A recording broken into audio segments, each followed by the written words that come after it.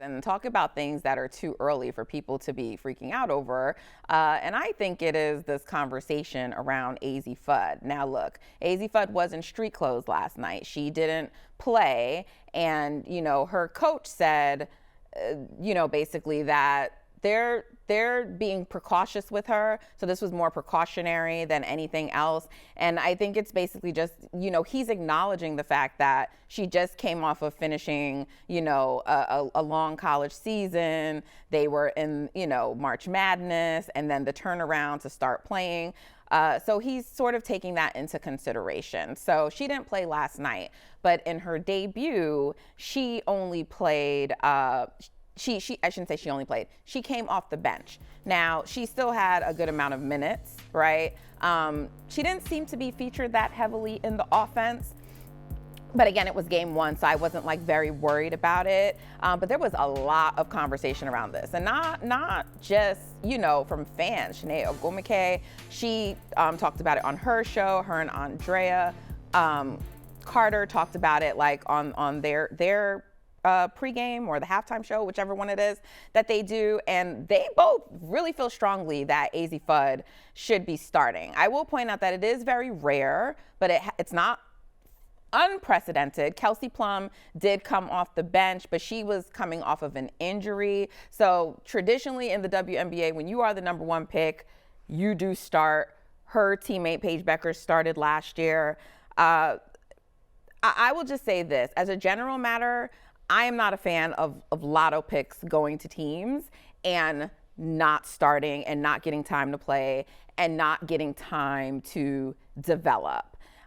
I am not yet ready, though, to take a position when it comes to Azzi Fudd because we're only 2 games in and she only played one of those games. And with the Wings, there's something that changed about them, right? Last year, they were still trying to build. And, they're working towards something. I'm sure they hope they make the playoffs this year. But they added in veterans this year. They're kind of retooling on the fly, if you will. And so I don't know that we can really look at this as a rebuilding team anymore, right? And part of that is because Paige Beckers is so good. You already have Arike there. They brought in veterans in Jess Shepard and Alana Smith. So I don't think you leave a team like the Lynx if you're looking to rebuild, right? So they're trying to do something now. And when you bring players into situations like that, sometimes that's challenging. I'm not saying it's challenging for Azzi, but the coach acknowledged they have 5 really great backcourt players. I haven't even mentioned Isaiah James. And then they signed Odyssey Sims. And so they have a guard rotation that's deep there, and they're all really talented, and they have to figure that out. I don't think they drafted Azzi number 1 to not give her quality minutes. So I think time will tell. But yeah, this conversation around starting, people are really amped up about it, Terrika. Yeah, well, they're going to be upset with me because I'm definitely not about to be on the train of she should automatically start because she's a first-round draft pick, because she's the number 1 overall draft pick. Yes, typically, you obviously are starting if you are the first overall draft pick. I mean, it's very rare to the point that you've mentioned. But here's my thing.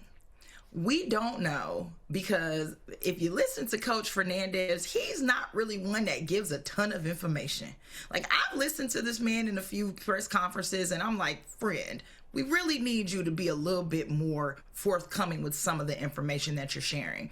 And he wasn't really that forthcoming with the information about Azzi's knee injury, just that she's out. Right? Very, there were some that mentioned that there was a little bit of a fluid buildup in her knee. And keep in mind that Azzi has had 2 surgeries on this knee. Yes. And so I think when you start adding in injuries and you're understanding that this is your number 1 overall pick, this person was selected to come here to be the future of your franchise.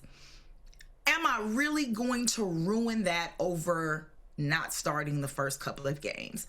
Understanding too, with everything that you just mentioned about her going deep into the postseason for NCAA, coming fresh off the draft, yada, yada, yada, there's still a time in which you do need to get accustomed. And I mean, I think if there is an injury that is already lingering, that makes it a little difficult. So it makes sense to me that this isn't brand new. To me, and this, again, is my speculation, but I think there was an injury present before and she played through it.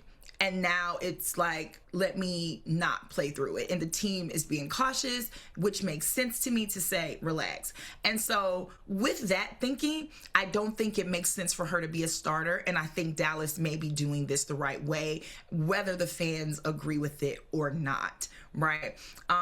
It's always tough when you're at the beginning of the season because people overreact to everything. They want to see everything immediately. And unfortunately, in certain situations, you really have to be more patient. So I think this is one of those situations. And Dallas is not doing horrible without her, if we're being honest. I think they're off to a really good start. Granted, they lost their first matchup and again won their first matchup, lost this one. So they're 1-1 right now. But this Dallas team looks very different than that 10-win team that we saw last year. And I think adding Azzi back in the perfect time where she feels comfortable, where she feels good, and where that training staff and that coaching staff feels good about what she's able to contribute, to me helps this Wings team in the long run than forcing her out there just to appease people because she's the number one pick.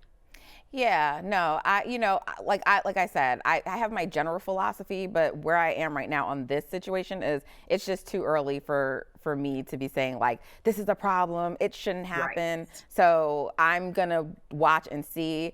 They have a very good coach over there who has a lot of experience in women's basketball. And so I'm trusting, his judgment on this. I think he's doing a good job so far. And you mentioned that, they've looked good. Like, yeah, they did lose last night, but they were competitive in both games. They started Absolutely. On the road. It's very hard to go into Indiana's arena and win. They won that game, and I want to just, before we just move off of this, I want to give a shout out to Arike. I think she's looked really great in the first two games, right? Mm-hmm. Like, in game one, she got 22 points, 3 assists. She shot 8 of 15 from the field. Terrika, 3 of 7 from 3-point range, right?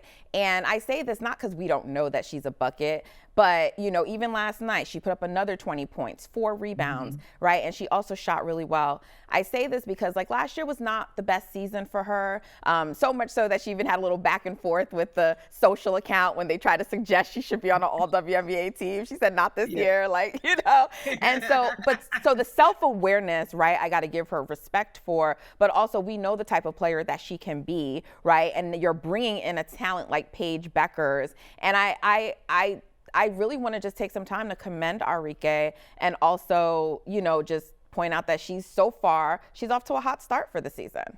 She is. And I'll also add that she has also been dealing with some things off the court, and I think that this is a season where she's going to be fueled by doubters, fueled by people misunderstanding her and her intentions, and honestly just fueled by the fact that she's been in this league long enough now and we know her talent and her skill set to where we expect a certain level of and a certain standard from Arike, and I think she realizes that last year she didn't quite deliver on that standard, and I think this is going to be that year. I also love the fact that Odyssey Sims is now on this team because Odyssey also has a way of motivating people. She has a way of sparking this excellence out of folks who she plays with. I see it all the time. I've covered her the last 4 years in Athletes Unlimited, and I've saw how incredible she was with this team in her first stint with Dallas early in the 2025 season. So I feel like a lot of those things, just being around some good vets, being around some teammates who want to win, having a new coach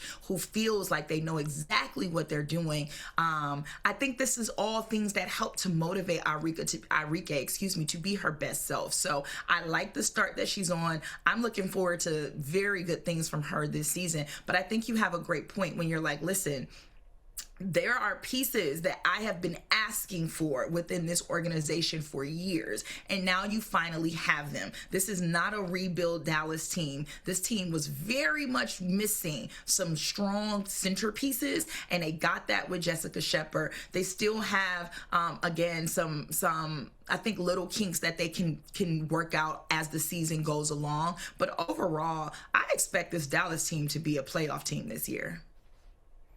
All right. Well, look, these are two teams that a lot of people have their eyes on because I mean, they're good teams, but also they have Paige Beckers and Angel Reese, and we know both of those players are incredibly popular. So I can't wait to see how both of the seasons unfold, but great starts for both teams so far. Terrika, thank you so much for joining me today on the WNBA on NBC.